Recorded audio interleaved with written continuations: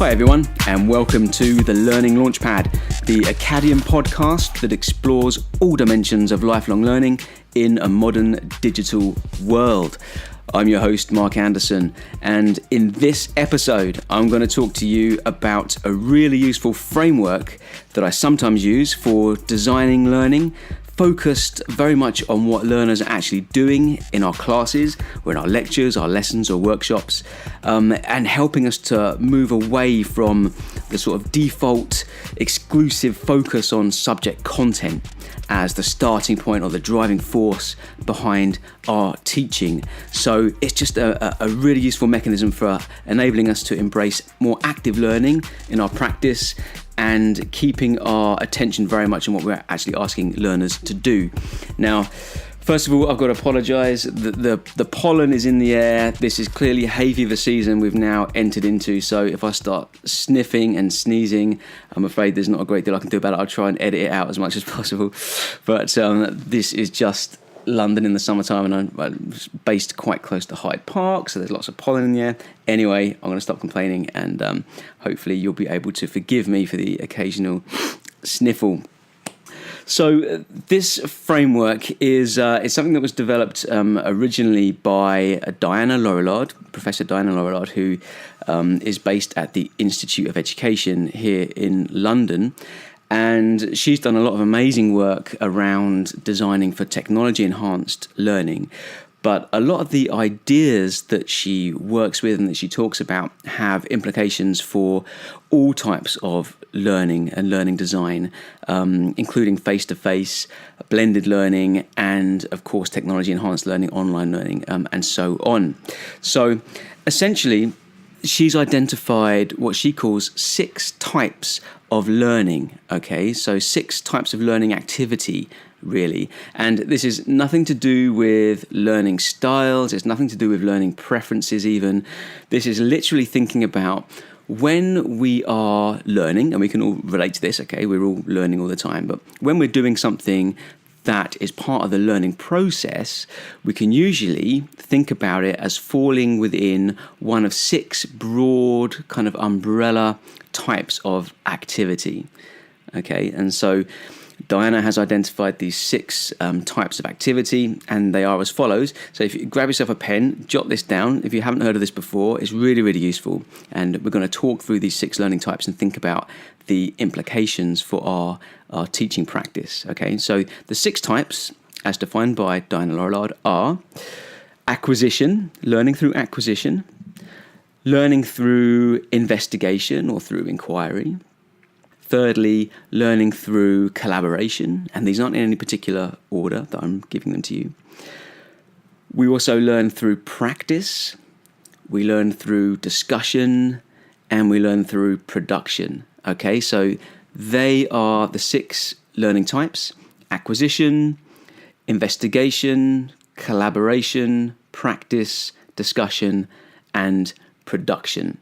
And if you think about it, it kind of makes sense. If you think about any time in which you're in a classroom or you're in a lecture theatre and you believe that your learners are engaged in a learning process, okay? They may be listening to you as the lecturer, they may be doing some small group work, they may be reading something, whatever it is, you can usually place it within one of these 6 broad terms, okay? One of these 6 broad areas of activity.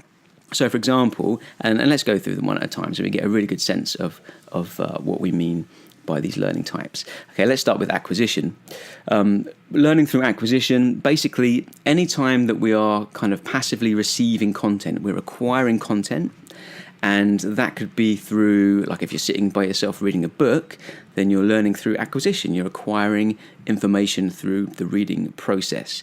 If you are in a lecture theatre, and you are listening to the lecturer and you're maybe looking at some slides, you are learning through acquisition, you're acquiring information. Similarly, if you're watching, let's say, a video on YouTube, learning through acquisition. Okay, so the thing is that learning through acquisition tends to be the default type of learning that many of us fall back on. The whole lecture format as a method of learning and teaching typically depends very heavily on this one type of learning. Our students are by and large learning through acquisition when they're sitting there not doing anything apart from listening to us. Now, if they're making notes, then they're embracing some element of a different type of learning activity, and we'll come on to that in just a second.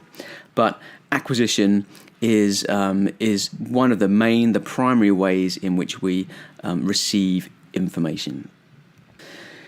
Now, the next type of learning or learning activity is learning through investigation, and I really love this one because it's one of the most powerful ways that I learn as a learner. So if I'm exploring a new topic or a new subject and I have to teach myself about it, then learning through investigation or inquiry, as it's sometimes called, is really powerful for me because it really engages all of my senses, all of my curiosity, and I start to build like an emotional connection with the journey of discovery and exploration. You're going to find something out.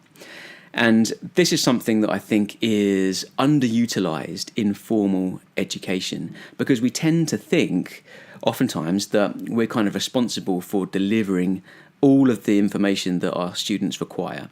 Okay, particularly in this day and age of we talk about the commodification of formal education and students paying considerable amounts of money to be receiving information from us. Sometimes we can feel uncomfortable about asking students to go out and find stuff for themselves by engaging with this process of investigation. But actually, it's a very, very powerful way to learn. Going through that exploratory process is one of the first types of learning that we experience, in very, very early childhood. We explore the world by picking things up, trying things out, pushing things, putting things in our mouths, and so on. And, we are programmed to learn through this process of exploration, discovery, finding things out. And it's such a shame when we get into the formal education setting and we forget about that. It's a really, really powerful way to get students engaged and get them to activate, different parts of the brain as part of that learning process. Another type of learning we're going to talk about a bit later on as well, collaboration. Now, this again is really powerful. It ties into some of the great sort of learning theories like social constructivism, learning cultures, and so on. This idea that some of our highest level learning happens when we're working together with other people, and not just working cooperatively, but actually collaborating. So in other words, negotiating with other learners to create some sort of joint output that everybody can influence in some sort of way.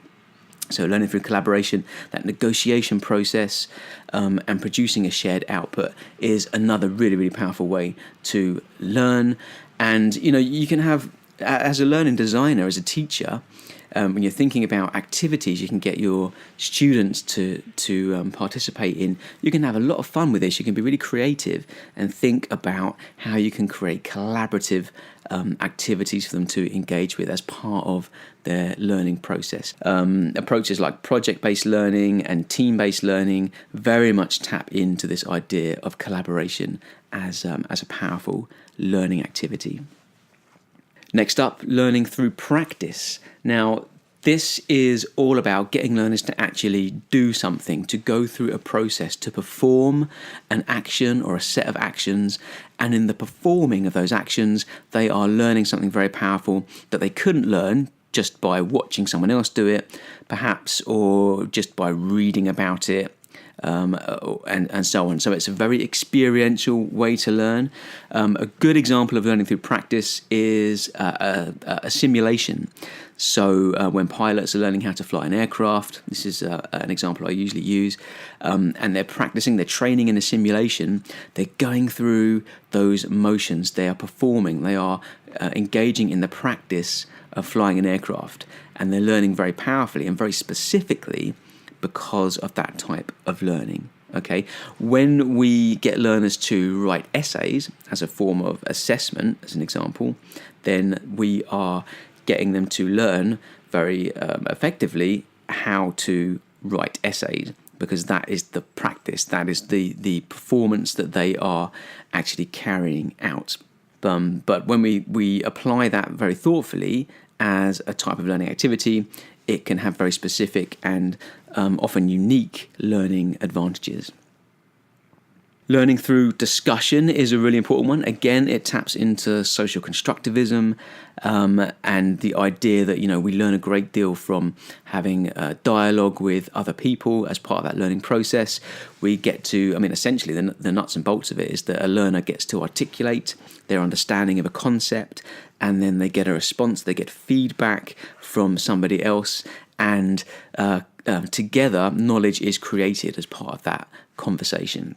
So I think we can all sort of relate to that as learners ourselves again. Thinking of an example here. If you are, let's say you've read a book just by yourself and you've really enjoyed it and you've learned a lot about whatever the topic the book happens to be about. You've gained a certain amount of learning. That was learning through acquisition. But then when you go and join a book club, let's say, or even if you talk about the book to some of your friends who have also read the book and you have a conversation about the content of the book, then there's a new dimension of learning that has come in. You've gained a deeper understanding, a deeper, more nuanced appreciation of what that book was about. So learning through discussion is really important. And then the sixth type of learning is learning through production. So getting learners to actually make something.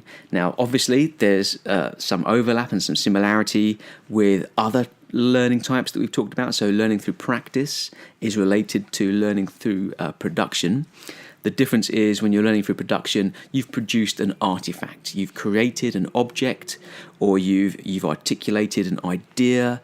And that is something out there in the world that other people can look at, they can discuss it, they can interrogate it, they can perform a lot of these other learning types around the artifact, let's call it, that learners have produced. So learning has occurred via the process of going through that practice side of it to make something, and then actually producing something, an artifact, and putting it out there in the world for feedback and discussion. So they are the 6 learning types identified by Diana Laurillard: acquisition, investigation, collaboration, practice, discussion, and production. Now, I often am very tempted to think about adding a 7th one. Sorry, Diana, and she may disagree with me, but sometimes I think that learning through reflection deserves a category all by itself. It's a learning activity that is unique enough and special enough and powerful enough, I think, to be considered as something that could be a discrete element of a learning process. But of course, reflection can be woven in to all of these other learning types as well. So what I found, where this concept of 6 learning types really comes into its own, is when we're thinking about creating a lesson plan or designing a lecture or a workshop, and we're really trying to think about what we're asking learners to do, so that we are at least conscious of the degree of our learning interaction that perhaps is primarily acquisition, or perhaps acquisition with a bit of discussion tends to be quite common. Ideally, if we could get a mix of these different types of learning into a lecture or into a classroom, into a workshop, then we are opening up opportunities for our learning and our teaching to be more inclusive, because there's more opportunities for people with different skill sets to engage with some aspect or multiple aspects of the learning. And we also enable our learners to develop some of those really important skills, social, creative skills, collaborative skills, that they are going to very much need, not just in the workplace, but in life, basically. So coming back to this idea that, I personally believe that one of the greatest ways in which we can prepare learners is to enable them to become effective lifelong learners. So that long after the content that we've taught them is obsolete, has gone out of fashion, or has been disproved, or has been superseded by new discoveries, they still have the ability to stay abreast of things, of new developments. They can go out and they've got the skills to be able to find out what they need, either through their own process of inquiry and practice and discussion, or through collaboration and networking and so on. So tell me what you think about those ideas. Like I say, I find them really useful. I talk about the 6 learning types quite a lot in my main institution when I'm working with academics and I'm helping them to embrace more active learning strategies. I talk about these learning types in my consulting work. I just think they're really, really powerful and really useful. So I would encourage you to think about them, think about how they could be applied in your context, and please let me know if you've used them, if you try them out, and how you get on. I'd love to know what you think about these ideas. So I first came across the 6 learning types in Diana Laurillard's book, Teaching as a Design Science, Building Pedagogical Patterns for Learning and Technology, which came out, I've got a copy of it here, just going to get the date for you. It came out in 2012. Definitely recommend this book. It's very much about technology-enhanced learning at its heart, but it's got so much good stuff in there just about pedagogy and learning design in general. So whether or not you're interested in learning technology, I can almost guarantee that you're going to find some really, really useful stuff in this book. So thanks very much for listening. I'll look forward to chatting to you in the next episode. Have a great week.